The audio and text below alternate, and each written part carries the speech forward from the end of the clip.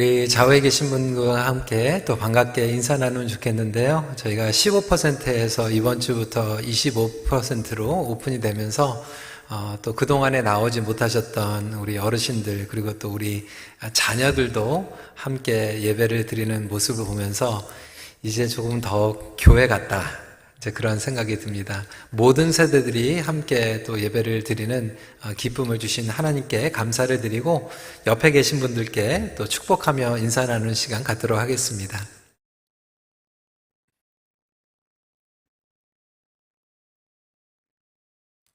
오늘도 대면 예배 함께 하지 못하지만 마음 많은 또 주님 앞에 또 영과 진리로 예배를 드리는 또 우리 온라인 예배 성도님들도 주님의 이름으로 축복을 드립니다. 제가 목회 칼럼에 이제 내일부터 여름 성경학교 100명 정도가 이제 등록을 했다. 그래서 기도가 많이 필요하고 그리고 여러분들의 또 기도 격려 이제 부탁을 드렸는데 며칠 사이에 100명이 200명이 됐어요. 그래서 이제 내일이면 이제 우리 아이들이 200명 정도가 일주일 내내 또 이곳에 와서 대면으로 이제 거리를 두고 예배를 드리고 할 텐데 아이들이 굉장히 많이 기대하고 있는 것 같아요. 그리고 아이들이 이제 교회에 나오면 이제 또 우리 부모님들도 교회에 나오시게 되고 그렇게 되면 그동안에 조금 좀 멈췄던 그러한 모임들과 또 예배들이 조금씩 서서히 더 활성화되기를 기대합니다. 오늘부터 바로 보는 하나님 나라 Right Side of Kingdom에 대한 시리즈를 나누게 됩니다. 우리 편집 그리고 영상팀에서 그 인트로 영상을 아주 잘 만들어 주셨는데요.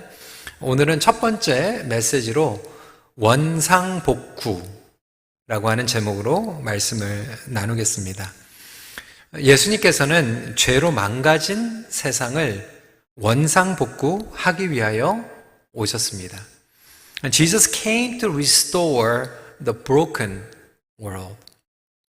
누가복음서를 통하여서 우리가 함께 예수님께서 드러내신 하나님 나라에 대한 실제를 나타내는 시리즈입니다. 사실 이 right side up, 영어로 여러분들이 이제 감이 오시는지 모르겠는데 예전에 upside down kingdom이라고 하는 말을 굉장히 많이 들어보셨을 것입니다. 이 단어는 1978년도 더널드 크레이빌이라고 하는 분이 쓰셔서 아주 센세이션을 이끌었던 그러한 굉장히 화제되었던 신학적인 책입니다. 이 책에서 다루고 있는 것은 upside down, 그래서 역설적인 하나님 나라의 복음에 대해서 나누고 있죠. Down is up, 낮은 자가 높은 자다. Outsiders are insider, 밖에 있는 사람이 안에 있는 자다. Dying is living, 죽는 것이 사는 것이다.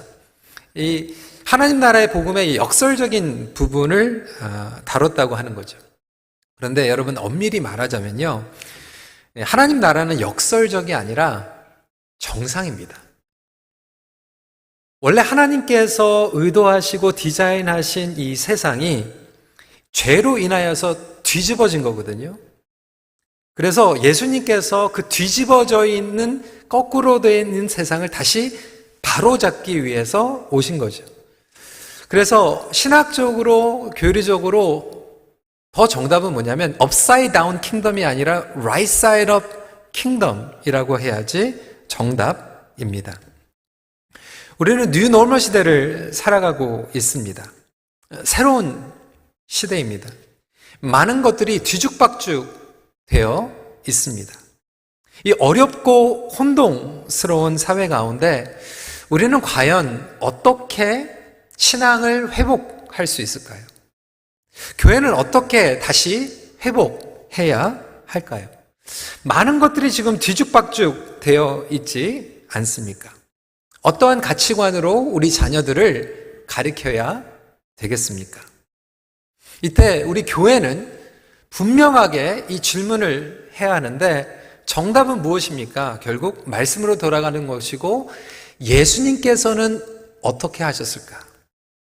2021년도에 예수님께서 이 코로나 시대에 오셔서 하나님 나라의 복음을 선포하셨다면 예수님께서는 가장 먼저 무엇에 대해서 말씀을 하셨을까요?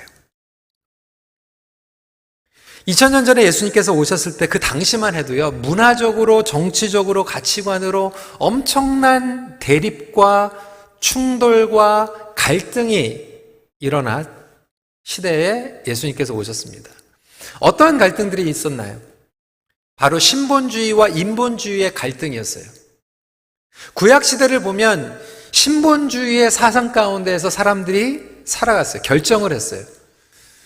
이스라엘 백성들은 여호와 하나님의 뜻 아래에서 그들의 삶을 살아갔죠. 심지어는 하나님을 알지 못하는 사람들도 자신들이 믿고 있는 신들의 뜻에 따라서 그들의 삶의 모든 결정들을 해나갔어요. 신중심, 신본주의의 세상을 살아갔습니다. 그런데 신약 시대에 들어오게 되면 헬라 문화가 지배를 하게 됩니다. 로마 문화가 지배를 하게 됩니다. 이 헬라 문화는 사실 인본주의의 기초를 가지고 있죠. 그래서 여러분이 헬라 그 문명, 그 신화를 보면요, 인간들이 신들과 싸웁니다. 포세이돈, 오데시. 그래서 인간이 신들과 대립하고 싸워서 인간이 스스로 자기들의 인생을 개척하고 살아가는 인생, 그것을 인본주의라고 이야기를 하고 있죠. 신본주의와 인본주의뿐만이 아니에요. 공동체주의와 개인주의 사상이 대립했습니다. 예전에는 공동체를 위해서 개인적으로 죽음과 희생이 마땅하다라고 하는 공동체주의를 사람들이 붙잡았다라면 신약시대의 헬라 문화와 로마 문화는 개인주의 사상이었어요. 공동체보다는 개인의 의사와 인권이 중요하다. 네, 여러분, 참 예수님께서 너무나도 완벽하게요, 100% 인성과 100% 신성을 가지고 이 땅에 오시지 않았습니까? 하나님 나라의 공동체를 세우시면서도 한 사람 한 사람들의 약한 자와 소외자들을 존중하고 베푸시고 긍휼을 나누신 예수님. 그러니까 이것을 갈등하는 가운데에서 블랙 앤 화이트 둘 중에 하나를 선택하시는 것이 아니라 이것을 완벽하게 이루셨다라고 하는 거예요. 마찬가지로 여러분, 지금 코로나 시대, before 코로나, after 코로나, 우리는 엄청난 혼란과 갈등 가운데 살아가고 있습니다. 코로나 시대 전으로 돌아가자라고 말씀을 드리는 게 아니라 코로나 시대 전에도 잘못된 것들을 바로잡고 코로나 이후에도 정말로 우리가 붙잡아야 될 것들을 붙잡고 나아가는 것이 필요합니다. 그동안 안일하게 습관적으로 굳어져 있었던 신앙생활, 교회의 제도 가운데 갇혀져 있었던 선교와 사명, 우리가 변해야 되는 것, 이 모든 것들이 본질로 향할 수 있는 절호의 기회를 하나님께서 우리에게 허락해 주셨습니다. 그러한 측면에서 우리가 누가복음을 통해서 예수님께서 선포하시고 드러내신 이 하나님 나라에 대해서 2021년도를 살아가면서 우리가 다시 한번 재조명해보는 시간을 갖길 원합니다. 그리고 오늘 말씀은 그 시작을 알리며 준비시키는 말씀입니다. 예수님이 이 땅에 오셔서 하나님 나라의 도래를 선포하셨다면 세례 요한은 바로 그 전에 예수님의 길을 준비하기 위해서 왔습니다. 다시 말해서 하나님 나라에 잘못되어 있는 관점과 이런 프레임을 바로 잡아야 하는데 그것을 바로 잡기 위해서는 우리에게 준비가 필요하다라고 하는 거예요. 잘못되고 왜곡된 하나님 나라에 대한 프레임뿐만이 아니라 모든 영역의 원상복구가 필요하지 않습니까? 저와 여러분들의 신앙의 원상복구가 필요하고요. 우리 교회의 원상복구가 필요하고요. 우리 개인적인 관계 가운데에서도 원상복귀가 필요합니다. 세례 요한은 이사야 선지자가 예고한 메시지를 다시 한번 힘차게 선포합니다. 4절입니다. 광야에서 외치는 자의 소리가 있어 이르되 너희는 주의 길을 준비하라. 그의 오실 길을 곧게 하라. 준비하라고 하는 것은 곧게 하는 거예요. 바로 잡는 거예요. 그러면 무엇이 잘못되었고 무엇이 원상복귀가 필요한가 함께 나누길 원합니다.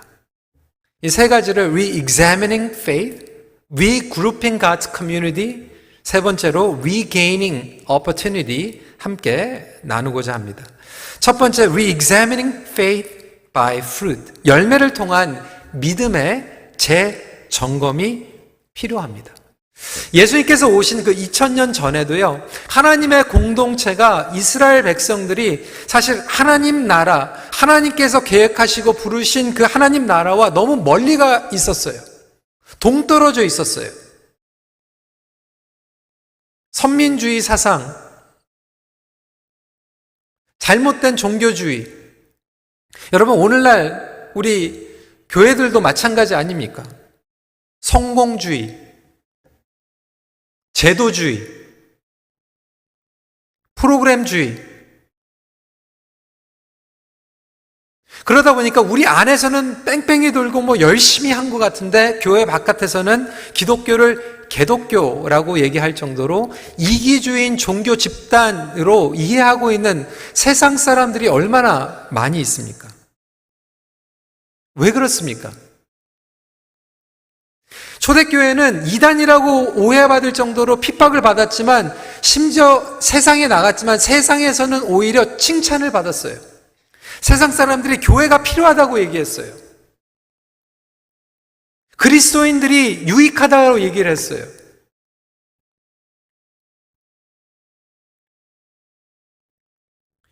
저는 이 코로나 시대에 우리 기독교 신앙을 다시 한번 재점검해야 된다고 생각합니다.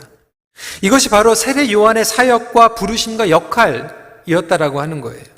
3절에 보니까 요한이 요단강 부근 각 처에 와서 죄 사함을 받게 하는 회개의 세례를 전파하니. 어떤 메시지를 전했습니까? 7절입니다. 요한이 세례받으러 나오는 무리에게 이르되 독사의 자식들아 누가 너희에게 일러 장차 올 진노를 피하라 하더냐. 여러분, 아주 강한 표현을 쓰고 있어요. 독사의 자식들. 그들을 책망하고 있는데 여러분, 누가 독사의 자식입니까? 마태복음 3장 7절에 보니까요, 바리새인들과 사두개인들이 독사의 자식들이었고요, 오늘 누가복음 보면 조금 더 확대해서 유대인들이 독사의 자식들이라고 얘기하고 있어요. 바깥에 있는 사람들에게 독사의 자식이라고 얘기하는 게 아니라 안에 있는 사람들, 선민사상으로 가득해서 우리는 선택받았다, 우리는 하나님의 자녀다, 우리는 구원을 받았다, 우리는 괜찮다라고 여겼던 자들에게 세례 요한이 독사의 자식들아라고 이야기하고 있어요. 2021년도에 세례 요한이 이 메시지를 선포했다면 교회 안 다닌 사람들에게 독사의 자식들아 얘기한 게 아니라 저와 같은 목회자, 우리 장로님들, 권사님들, 교회 오래 다니신 성도님들, 구원받은 백성이라고 하는 사람들에게 지금 이야기하고 있는 거예요. 독사의 자식들아. 여러분, 무섭고 두려운 말씀 아닙니까? 구원의 확신은 가지고 있다고 하면서 회개에 합당한 열매가 없고 이기주의고 사회에서는 전혀 도움도 안 되고 다른 사업처에서는 영향력도 없고 그 열매가 가정에서도 드러나지 않는, 자랑하지 말라는 거예요. 안전하게 생각하지 말라는 거예요. 하나님 나라와 너무 동떨어져 있는 삶을 살아가고 있는 저와 여러분들에게 오늘날 우리는 과연 진정한 믿음을 가지고 있는가? 하나님 나라에 바로잡힌 믿음을 가지고 있는가? 질문하고 있는 거예요.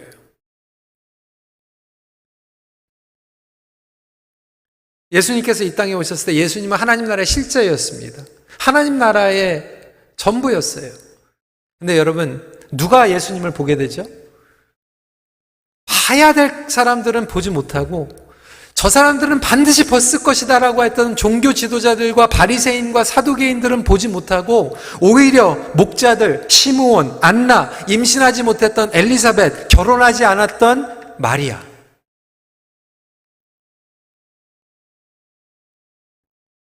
볼 것 같은 사람들은 보지 못하고 외곽, 변두리, 소외된 겸손한, 그리고 하나님 앞에 간절히 매달리는 사람들이 예수님을 봤다라고 하는 거예요. 여러분, 지금 코로나 시대에서도 마찬가지 아닐까요? 평상시 믿음이 좋은 것 같은 사람들이 책망받고 연약한 사람들이 격려받고, 기득권과 직분은 없지만 오히려 겸손하고 회개한 자들이 예수님을 만난다라고 하는 거예요. 2000년 전에 성전 안에서는 그들의 신앙을 공식화했어요. 성전에 와서 제사 드리고 성전 세를 내고 제사를 드리면 구원받았다라고 여겼어요. 오늘날 우리의 구원도 마찬가지 아닙니까? 많은 성도들이요, 복음을 공식화했어요. 형식화했어요. 포뮬러 만들었어요. 그러다 보니까 cheap grace, easy believism으로 기독교를 만들었어요. 그냥 yes 하면 천국 가는 거야. 천국 확신이 있으십니까? 아멘 하세요. 천국 가는 거예요.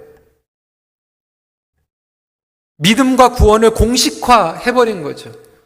성도들은 들어왔습니다. 많이 모입니다. 프로그램이 개발이 됐어요.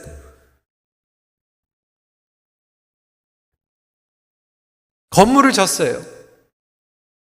성공하는 것 같았어요. 열매 맺는 것 같았어요. 하지만 이 코로나로 인하여서 흩어져 있을 때 그 열매는 정말로 우리 가정 가운데, 삶 가운데에서 드러나게 되는 거죠. 아무도 검증하지 않고 체크하지 않았을 때 개인의 기도가 와르르 무너져 버리고, 예배 생활이 그냥 설교만, 예배를 보는 것으로 끝나버리고, 가정 안에 예배가 무너지고 대화가 끊겨버리고,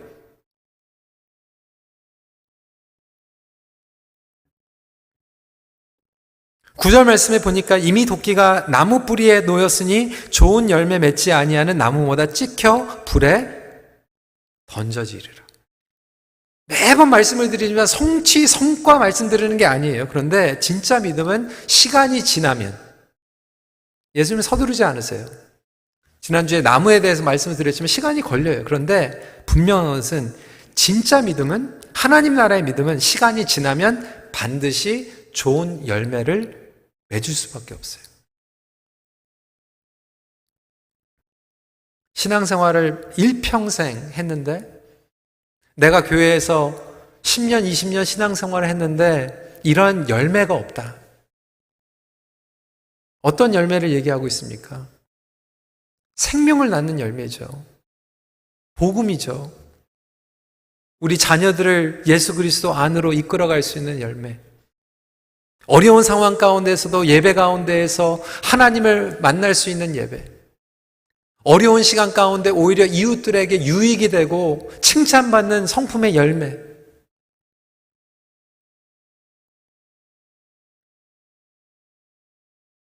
교회 안에서 나는 신앙인이라고 얘기했지만 오히려 세상에 안 믿는 사람들은 지금 경제 완화되고 오픈돼가지고 열심히 뛰어가고 일하고 있는데, 우리는 신앙이 우선이라고 얘기하면서도 아직 두렵고 무섭고 아무것도 하지 못하는 무기력 가운데에서 있는 신앙생활, 과연 우리는 어떠한 열매를 맺고 있습니까? 저는 오히려 이 시간을 통하여서 우리에게 신앙을 재점검할 수 있는 시간으로 하나님께서 주신다라고 여기고 있습니다. 예수님께서는 마태복음 4장 17절에 이렇게 말씀하셨어요. 회개하라, 천국이 가까이 왔느니라. Repent, for the kingdom of heaven is at hand. 여기에서 이야기하고 있는 것은 죽어서 천국 가는 게 아니에요. 하나님 나라가 이곳에 지금 임했는데 그것을 살아가고 있는 우리에게 생활에서, 일상에서, 지금 현실 가운데에서 열매를 점검하라는 거예요. 그동안의 제도, 직분, 프로그램, 열심히 나름대로 분주했던 사역들, 네, 여러분, 우리에게 어떠한 열매들이 주어졌습니까? 1년 3개월 지나 보니까요, 정말 이제 앞으로 우리가 집중해야 될 것이 무엇인지 하나님께서 보여주시지 않습니까?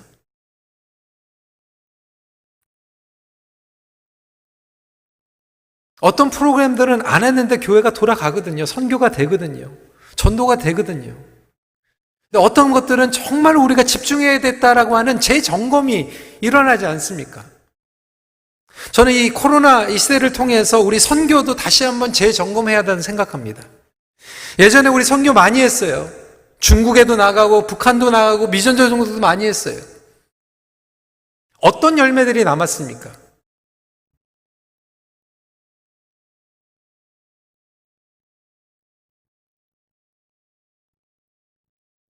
엄청난 돈을 건물에다 쏟아붓고 프로그램을 만들었지만 어떻게 보면 지금 남아있는 것은 사람이에요.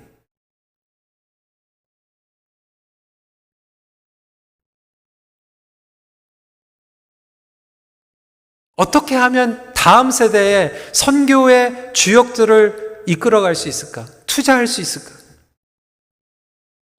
어떻게 하면 건물에 모이지 않아도 집에 가가지고 흩어져 가지고 멀티플라이 할 수 있는, 번식할 수 있는 양육자들을 세울 것인가?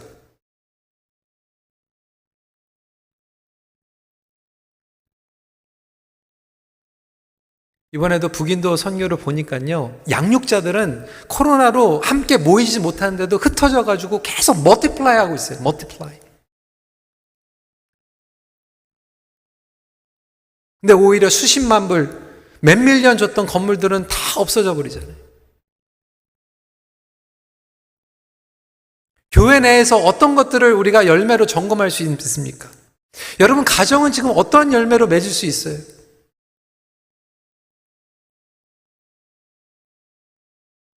예전에 우리 아이들 그냥 데리고 와가지고 교회 썬데이 스쿨에 집어넣으면 아이들이 그냥 신앙생활 다 하는 걸로 봤는데, 요즘은 집에서 온라인 하는 거 보니까 그냥 누워가지고 그냥 뭐 나중에 패스트포워드 하면서 그냥 예배 드리는 모습을 통해서 재점검하는 시간 아닙니까?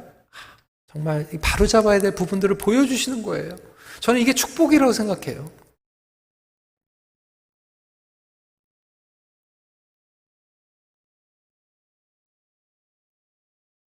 세상이 막 흔들거리고 불안한 가운데 있을 때 내 마음 가운데 믿는 사람으로서 평안하고 기쁨이 넘치고 격리되어 있는 것 같고 다 떨어져 있는 것 같은데도 내가 외롭지 않고 예수님과 동행하면서 말씀 가운데 충만함을 누렸다면 그것만큼 확실한 열매가 어디 있습니까?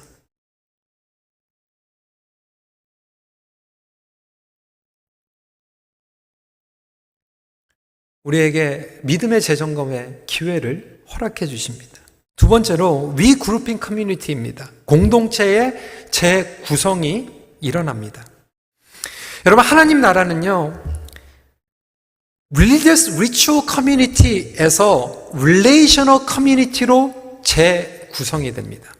이게 무슨 말씀이에요? Religious Ritual이라고 얘기하는 것은 예전에 성전에 와가지고 쇼업하고 제사 드렸던 사람들, 이 종교의 양식을 따라갔던 사람들이 하나님 백성인 줄 알았어요. 근데 예수님은 오히려 오셔가지고 그러한 제도적인 틀에 갇혀있는 사람들이 하나님 백성이 아니라 하나님과 온전한 관계를 가지고 그 복음의 선한 영향력을 가지고 이웃들과 관계를 맺는 사람들이 나의 백성이다라고 말씀하고 계세요. 여러분, 이 코로나 시대가요, 이제 하나님의 공동체를 다시 지금 재구성하고 있다고 저는 생각이 됩니다. 뭐 대면 예배, 비대면 예배 이 문제가 아니에요. 여러분, 비대면 예배도요, 하나님께서 주신 놀라운 선물이고 은혜입니다. 지난 1년 3개월 동안 여러 가지 이야기를 들었어요. 특히 이민교회에서 상처받고, 이 교회에서 상처받고 저 교회에서 상처받고 그래서 더 이상 교회 안 나가기로 결정했던 분들, 하지만 하나님은 믿는 자는 가나안 성도들 가운데에서 또 다른 교회도 마찬가지지만 우리 교회 웹사이트 통해서 지난 1년 동안 예배를 드리신 분들의 간증을 들었어요. 얼마나 감사한지 몰라요.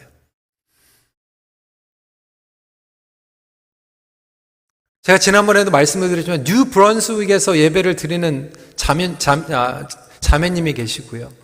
오늘 EM에서 그 얘기했더니 우리 성도 중에 자기 친구는 중동 지역에서 산대. 미들 이스트에서 예배를 지금 드리고 있대요. 지금 문자 해가지고 파리에서 예배를 드리고요, 한국에서 예배를 드리고요.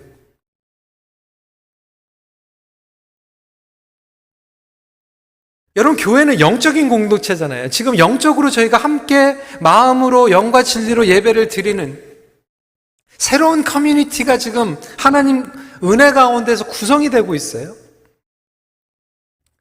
하지만 또 한편으로 제가 여러분들에게 계속해서 가능하면 나오시라 또 얘기하고 어떤 분들은 왜 자꾸 교회가 대면 예배 자꾸 얘기하는, 몸이 불편하고 멀리 계시고 상황이 안 되고 그런 경우도 있지만 이 비대면 예배로 가다 보니까 정말 이제는 예배가, 그래도 우리 KM은 좀 나요. 우리 EM은 보니까 50%는 제 시간에 예배를 드리고 50%는 저녁 때 주중에 예배를 드리더라고요. 늦잠 자고 일어나면 예배 드리고, 아기가 울면 꺼놨다가 그 다음에 또 예배 드리고, 배가 고프면 밥 먹고 그 다음에 예배 드리고, 예배 드리려고 나왔는데 혹시 애가 깨가지고 울면 오늘은 온라인으로 예배 드려야지. 비가 와도 오늘 온라인, 눈이 와도 오늘 온라인. 컨비니언스, 내가 편리한 대로. 여러분, 하나님께서 우리에게 주신 예수님의 공동체는요, 사실 위초 커뮤니티가 아니에요. 그게 뭐냐면 우리가 예전에 어떤 식으로 생각을 했냐면 교회에 와서 예배를 본다고. 지금도 많은 분들이 그렇게 얘기해요. 예배 보러 왔다고.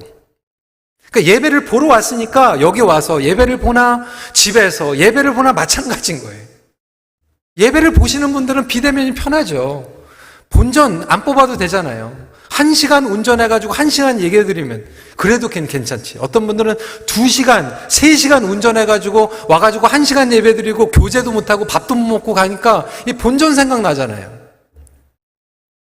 예배 보러 오시는 분들은 불편한 거예요. 그런데 여러분, 예수님께서 말씀하신 공동체는요, 예배를 보는 공동체가 아니라 교제, 섬김, 선교, 인터랙션이 일어나는 vertical, horizontal 예배가 함께 일어나는 공동체입니다.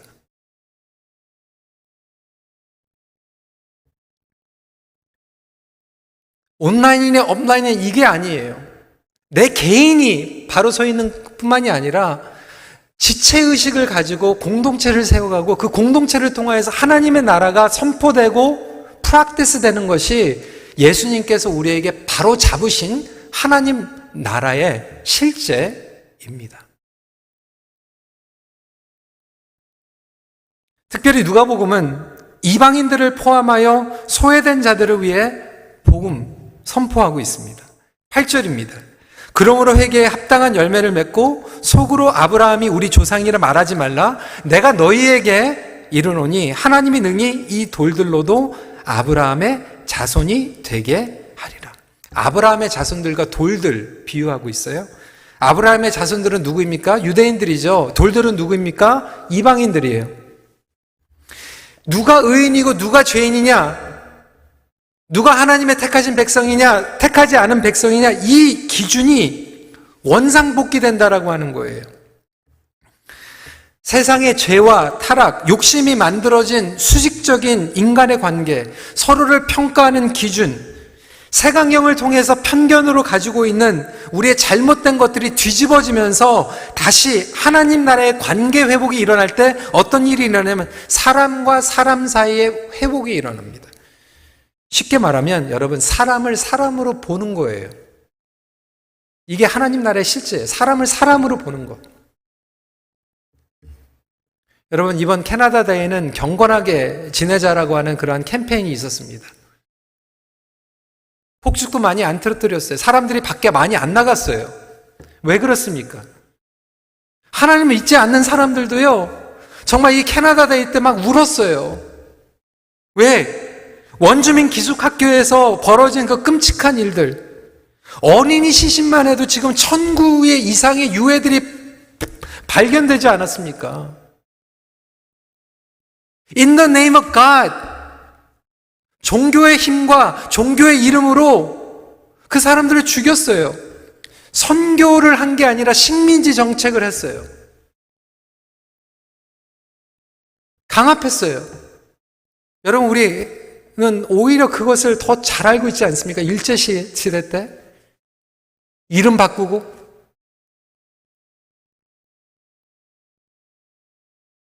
나라 빼앗기고 정체성 빼앗기고.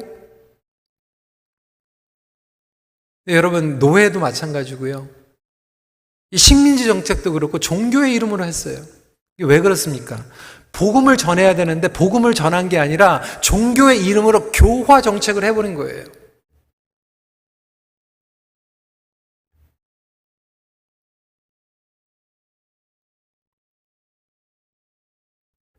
사람을 사람으로 보고 회복돼야 될 세상으로 바라본 것이 아니라 우리의 힘으로 강압을 해버린 거예요. 무시한 거예요. 혐오한 거예요. 차별한 거예요.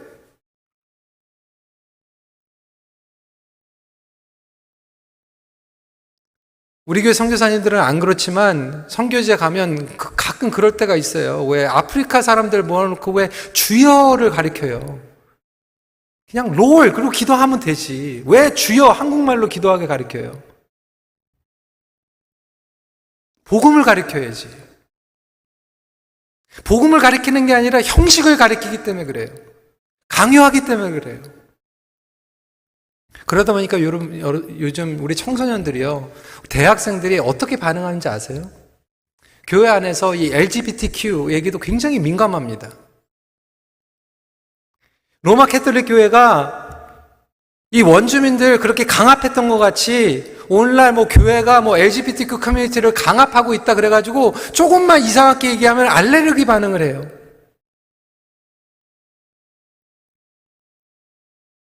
여러분, 하나님의 말씀은 분명합니다. 타협하면 안 됩니다. 하나님께서 말씀하신 결혼제도는 남자와 여자의 관계를 통해서. 그럼에도 불구하고 하나님 말씀과 진리에서 벗어나 있는 사람들을 우리의 힘으로 교화할 수 없어요. 복음이 들어갈 때 가능합니다. 복음이 바꾸는 거예요. 나의 생각과 나의 편견이 바뀔 수 있는 게 아니에요.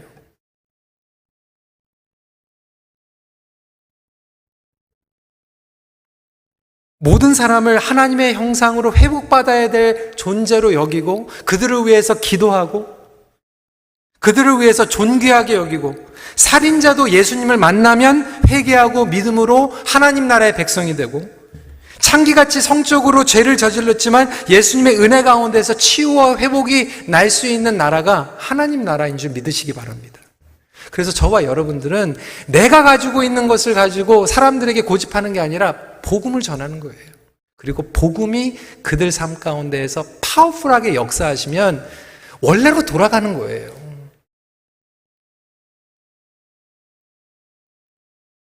그래서 하나님 나라의 커뮤니티는 그것을 가지고 계속해서 복음으로 함께 나아가는 거예요.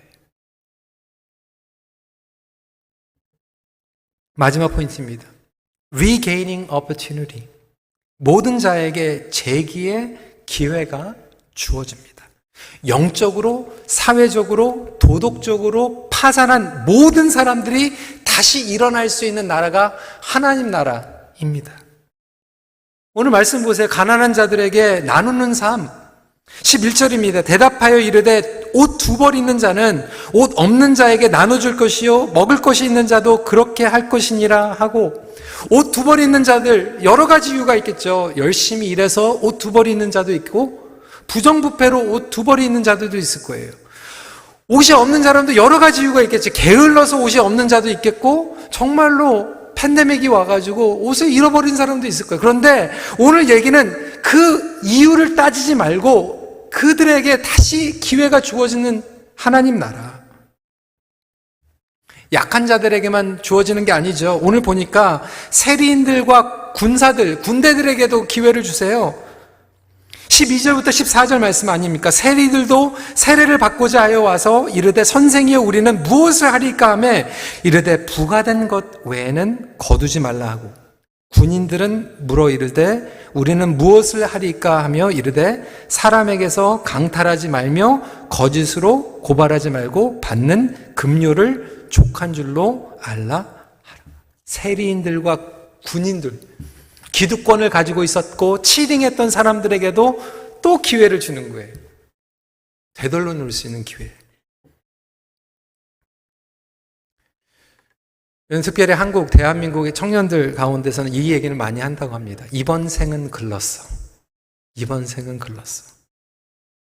근데 여러분, 그것은 복음을 모르는 사람들이 얘기하는 거죠. 왜? 하나님 나라의 백성들은 무엇을 믿습니까? 삶 가운데 실패한 자들, 재기불능이라고 하는 자들, 과거에 실수한 자들, 지금도 늦지 않고 우리에게 재기의 기회를 주시는 하나님 복음을 믿기 때문에 그렇습니다. 원망과 미움으로 가득한 삶을 살아왔다면 지금부터는 사랑의 삶을 살아갈 수 있는 재기의 기회를 주십니다. 두려움과 불신앙으로 패럴라이즈 해가지고 살아왔다면 이제는 믿음과 순종으로 다시 일어날 수 있는 기회를 하나님 나라에서 허락해 주십니다. 나 혼자 이기주의로 나만을 위해서 살아왔다면 이제는 좀 다른 사람들을 품어주고 너그러운 삶을 살아갈 수 있는 기회를 주십니다. 그동안에 정말 삶에 채워가지고 공부가 우상이 되고 내 비즈니스가 우상이 돼서 열심히 이룬 것 같은데 내 자녀들을 보니까 하나님과는 정말 동떨어져 있는 삶을 살아갔던 것을 이 팬데믹을 통해서 보니까 이제 정신 차려야 되겠다. 우리 자식들부터 정말 다시 한번 하나님께 인도해야 되겠다라고 하는 그 재기에 시간을 주시는 거 아니겠습니까?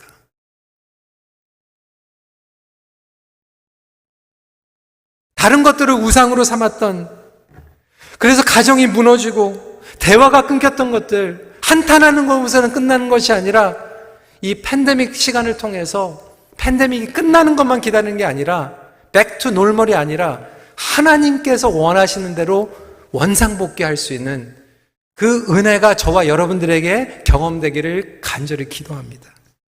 저는 우리 교회도 마찬가지로 생각해요. 우리 교회에 주신 사명이 있어요. 예전에 우리 장사하시던 분들, 우리 신앙생활 하면서 어떤 데 보람을 느꼈습니까? 컨비니언스 스토어에서 막 음료수 팔고 조금이라도 세이브 해가지고 교회 와가지고 정말 뭐 아프리카 뭐 인도 뭐 이런 데 선교가 나가는 그게 다라고 생각했는데, 그러다 보니까 주위에 있는 사람들하고는 벽이 생기고 정말 그 주위에서는 지탄받고,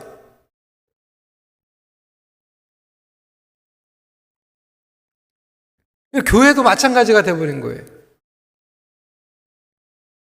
우리는 실컷 미전도 종족 가가지고 선교했는데, 우리 토론토 안에서는, 미시사가 안에서는 프레젠스가 별로 없이 지나간 그런 부분들이 있다라면, 저는 이번 팬데믹 가운데에서 하나님께서 그러한 패러다임을 주셨다고 생각해요. 선교하지 말라는 게 아니에요. 선교 나가야죠. 왜요? 끝까지. 예수님께서 명령하신 지상 명령이니까. 멀리까지 가야죠. 다른 데가 안 닿는 데서 가야죠. 그렇지만 그것만 하는 것이 아니라 여기 안에서도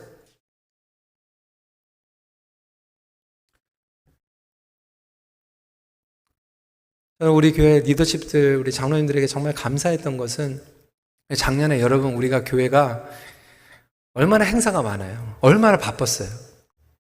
제가 그런 얘기 들었거든요. 정말 큰빛교회 다니면 딴 거 그냥 소셜 액티비티는 다 그만 포기해야 될 정도로 정말 교회. 그런데 여러분 우리가 행사 많이 안 하다 보니까요, 나눌 수 있는 여유가 생기더라고요. 우리끼리 행사하는 거 조금 줄이고,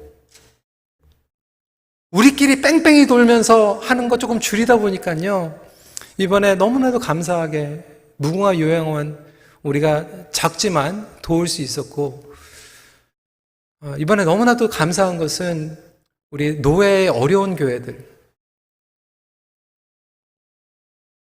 저희 교회가 함께 나눔으로 말미암아 이번에 10개가 넘는 교회들이 도움을 받게 되었습니다. 근데 그 사정들을 제가 노회장으로 있으면서 보니까요, 정말 어렵더라고요. 어느 교회는 몇 가정 모여서 예배를 드리는데 유튜브로, 줌으로 할 수 있는 상황도 아니고, 렌트를 하다 보니까 캐네디안 교회에서 모이지 못하게 하니까 렌트도 못하고,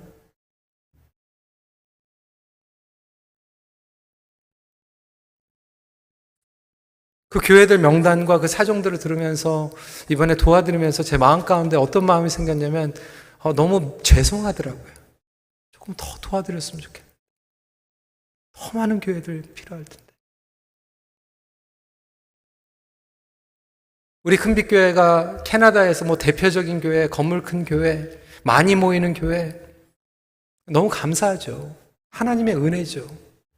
부족한 거 없이 채워주신 것. 그런데 하나님께서는 우리에게 새로운 사명을 주신 것 같아요. 주변에 있는 교회들을 세우고 나눠주고,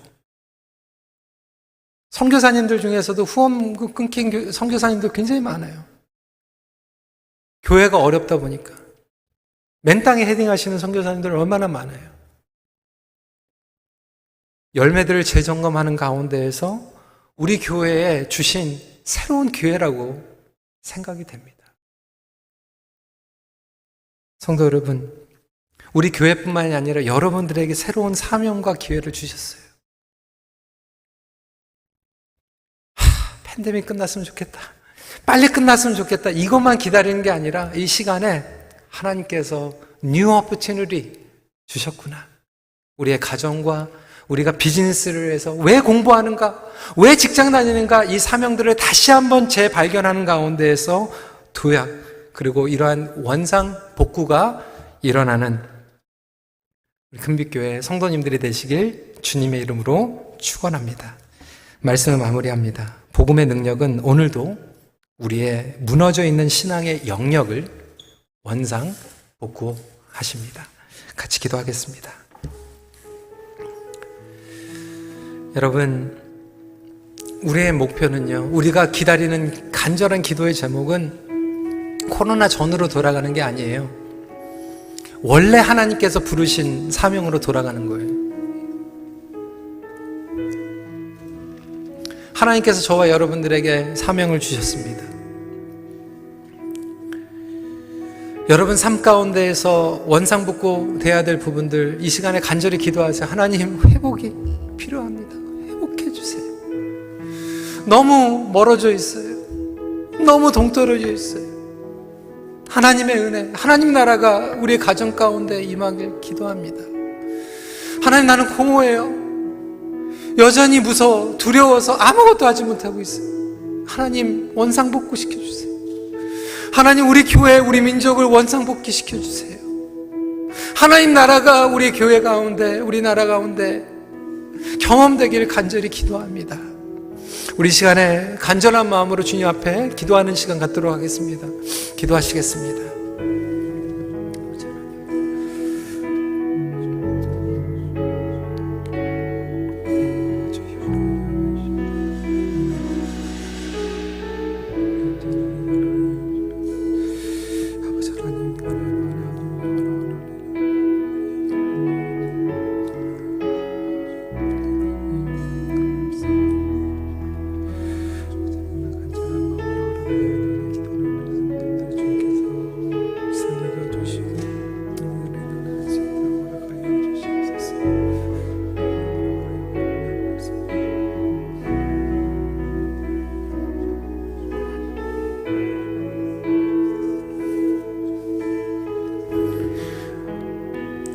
우리 시간에 우리의 스스로의 힘과 의지가 아니라 예수 그리스도의 은혜를 의지하며 찬양으로 나가겠습니다. 주의 보좌로.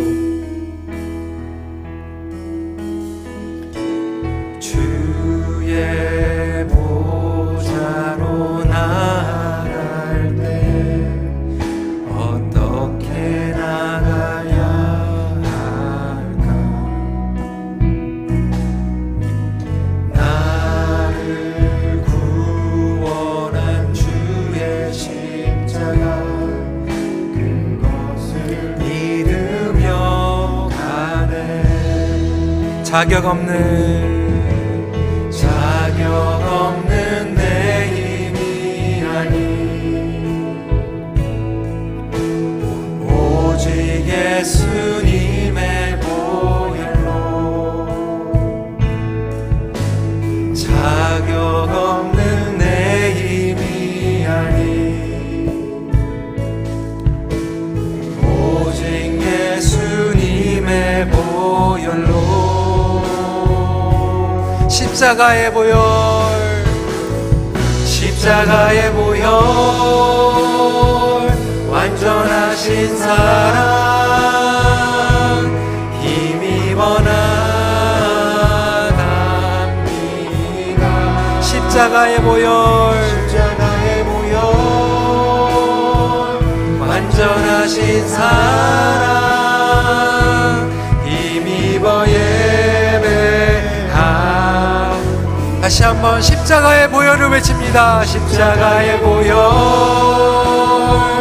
완전하신 사랑 힘입어 나갑니다.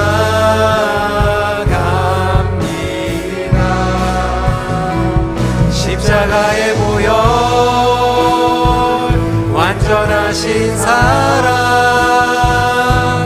힘입어 예배합니다.